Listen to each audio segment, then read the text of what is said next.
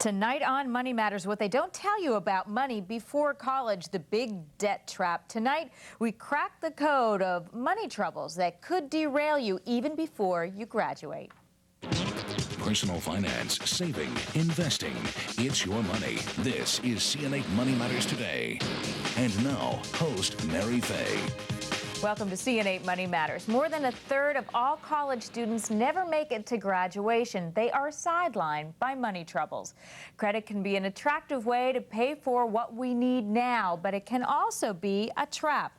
Tonight, advice for any young person who has a credit card or who is thinking of getting one. Parents, it's news that is important to you as well. The latest research by Nellie Mae shows that 83% of college students have credit cards. Of that number, 47% say they have 4 or more cards. The average total debt is more than $2,700 per person. 21% report having credit card debt between $3,000 and $7,000. Check this out. 6% have credit card debt of more than $7,000.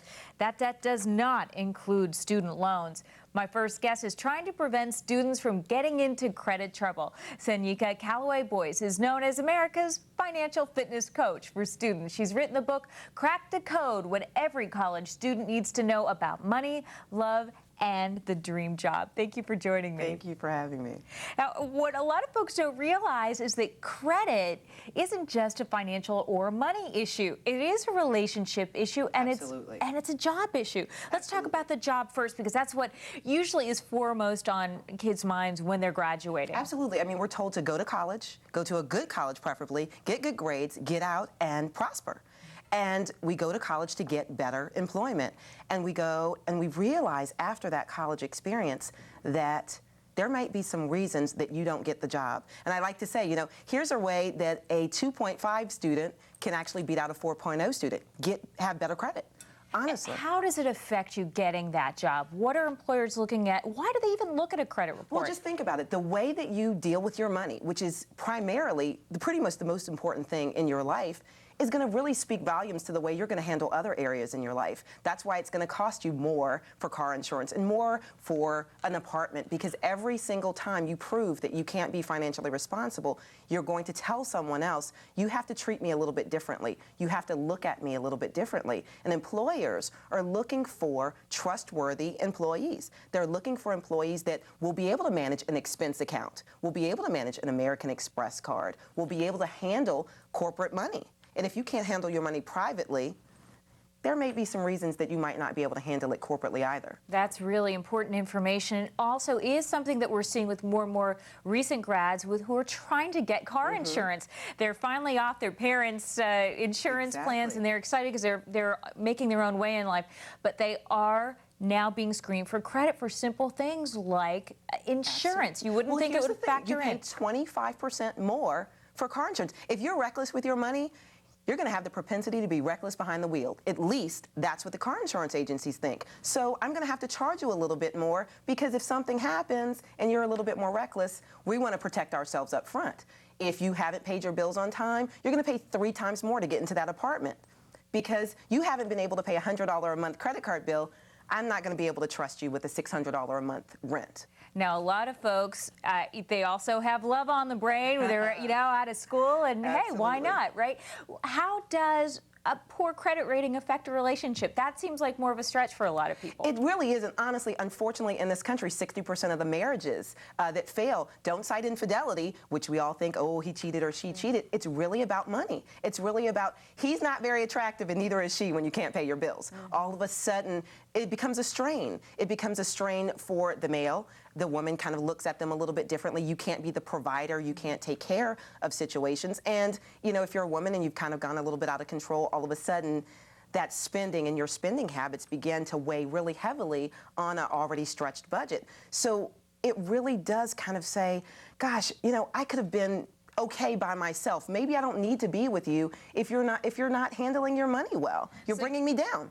So you don't need to be married to be in a situation where you're looking at money as a factor in a relationship. Absolutely. And what you have to think about is when you sign on to the marriage commitment, you're actually signing on to that potential spouse's debt, and whatever they owe, you're going to have to be paying back. And so it really just becomes I don't know, this doesn't look very attractive. The other thing I talk to young adults about is really, we're waiting a lot longer to get married. And so understanding when you're co-signing for, with a fiance or a boyfriend or a long-term partner, you have to understand that that's also potentially affecting your credit down the road as well. So you have to be sure about the relationship before you're going to co-sign anything. Absolutely. Just because you're in a relationship, don't co-sign. It is something that will be with you for life. If that person defaults on it, that affects your credit rating. And unfortunately, I've just seen too many particularly young women who have gotten in situations, oh, I'm going to co-sign for a car, we're going to move into the apartment together, the relationship doesn't work. Well, we tend to be vindictive people, unfortunately, so, okay, I'm just going to stop paying the bill. I'm just going to put that on you. Well, your name and your Social Security being attached to that means that you're now responsible for paying that regardless of the circumstances. And things like co-signing are not things that you can reverse very easily. Absolutely not, because you're basically saying, and what I try to explain to young adults is, if that person can't convince a bank that they're going to pay it back, then you probably shouldn't be considering yourself as a bank, because basically you're saying, I'm willing to accept that debt on your behalf if you don't pay it. And of course, we do not want that to happen to the folks who are watching us. What's some advice you'd have for handling that, getting out of that situation if you're in a relationship and you really don't want to co-sign and you're feeling pressure to it? How do you get out of that? Well, usually what I just say is, listen, we're not married right now, and I trust that this relationship is going to work. I love you, you love me, but I think that for right now, let's just kind of keep some things separate. And just really, it's a hard conversation to have. Believe me, I've been there. I have been in the thick of it, and unfortunately was on the wrong end of buying into that pressure and having to pay for it. So usually what I say is, what, until we're committed, until we're married, then we shouldn't have things that particularly attach our credit reports and our Social Security numbers together. And you just have to accept and understand that. Rent is a little bit different. If both of you are going to put your name on the lease, I recommend that, because if somebody kind of skips out on the lease, that's a little bit different, particularly because you can work with your leasing company and let them know we are entering into this agreement similar to a roommate situation, so both of us are now financially responsible. And with a lease, you can even take that person to court. Hopefully it doesn't get to that point, That's great, but that's good information too, because if they skip out on, they're held responsible. You're there, you're still willing to pay your half. Exactly. So then you keep your apartment or whatever intact. It's a little bit more complicated with a car. I say stay away from cars co-signing. Okay. Well, did you get a credit card in college? Did it help or hurt your credit? Let me know. Call or email me on the web. We are at CN8.tv. Our Money Matters hotline is 215-952-4902. Be sure to leave a message. After the break, learning about credit during college could help students get a better car, house, or even a job. We'll talk to a personal finance professor. We'll have plenty more coming up. But first, here is tonight's Money Matters question. Have the answer straight ahead.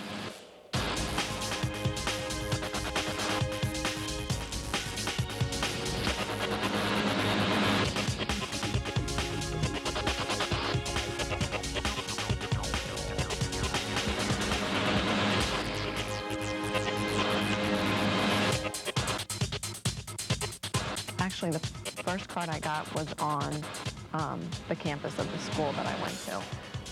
They were all over the place signing people up for a credit card. I didn't have problems with it because I was the type of person to pay it off as soon as it came in. But my friends, definitely, I know people that got in trouble with using it.